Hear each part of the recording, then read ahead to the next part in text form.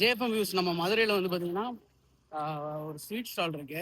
மோஸ்ட்டாக அங்கே வந்தால் ஸ்வீட்ஸ் வாங்கி சாப்பிட்ற பழக்கம்.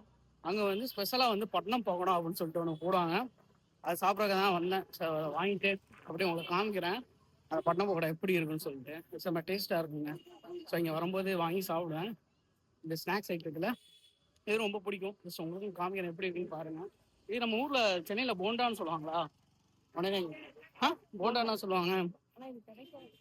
ஆமாம், இது கிடைக்காதுன்னு நினைக்கிறேன். அதோட சட்னியோட ஒன்று தருவாங்க, சூப்பராக இருக்கும். அது என்ன சட்னி? கிழங்கு சட்னி ப்ளஸ் வந்து இன்னொன்று சட்னி என்ன? பாம்பே சட்னி. அது சரி உங்களுக்கு காமிக்கலாம், அப்படி நாமளும் சாப்பிடலாம், நானும் சாப்பிடலாம் அப்படின்னு சொல்லிட்டு வாங்கியிருக்கேன். காமிக்கிறேன் பாருங்க. ஸ்வீட் ஒன்று ஃப்ரீயாக இருந்தாங்க. இது கிழங்கு கிரேவி. என்ன இந்த கிழங்கு கிரேவியும் இந்த போண்டாவும் செம்ம டேஸ்ட்டாக இருக்கும்.